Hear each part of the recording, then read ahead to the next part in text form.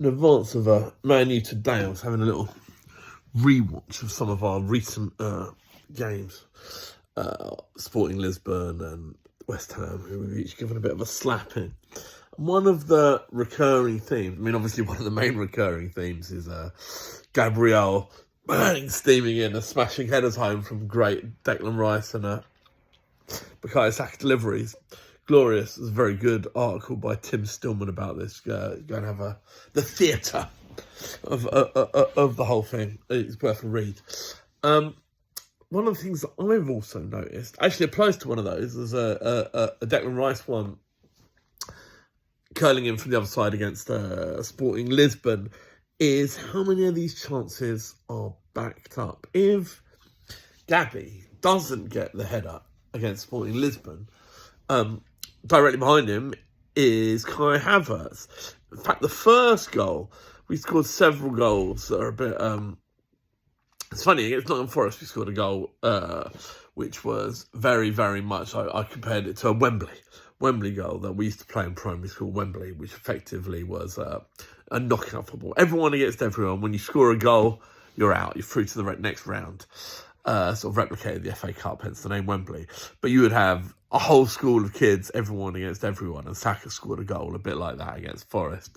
Beats one, beats another, comes inside. I mean, I remember I went to school with an amazing footballer called Robert Hollingdale, who played, I think he was one of the youngest people to play for Arsenal reserves, quality footballer. I just remember him repeatedly destroying, the whole school in order to score goals.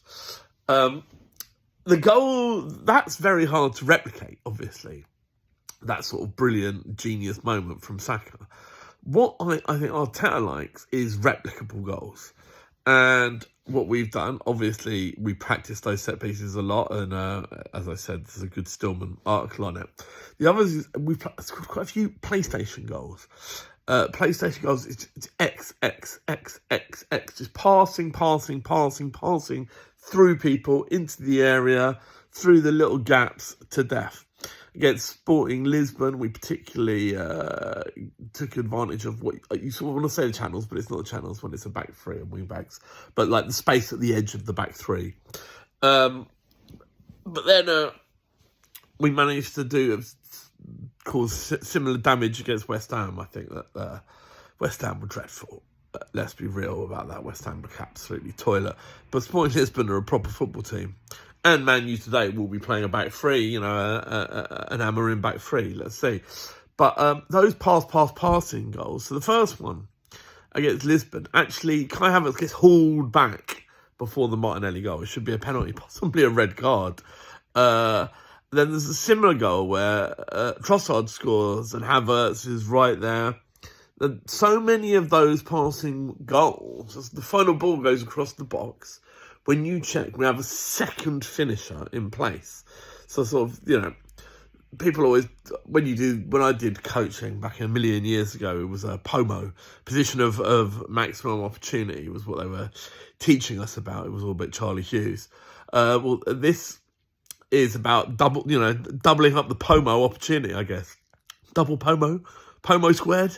But there always seems to be two men coming in. So you've got, as well as the person back post, your Martinelli or your Trossard coming in from the left side, you've got a central striker as well.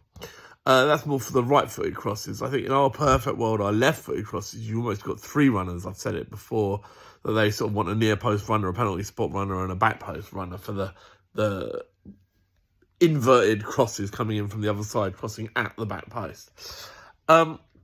All of those sort of accumulations will be things that I think work especially well against the back three. I think that will probably, the ManYoo back three might have slightly better. I think Ugarte is likely to come in, an ex-Amarin player.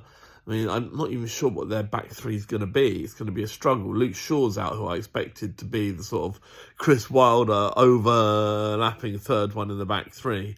Not doing that sort of job that Tierney's done for us and for Scotland. They might have to play Mazraoui, De Ligt as the wide players either side of old Slabhead. I think that can be got at. I'm not sure. Maybe they don't play a back three. It's difficult. Dalot in the back three, but then who's left wing back? It's hard to predict the ManYoo lineup, but I think their central midfield will be a lot better than last time. Last time, I remember Eriksen made a very good pass for Rashford to get his goal against us.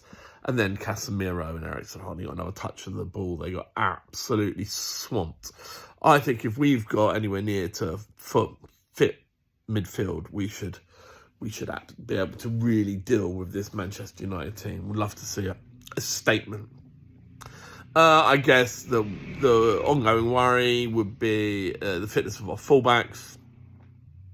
Ahmed Diallo flying at Calafiori or Zinchenko could be a problem, so we need to be sensible there, not let them get isolated.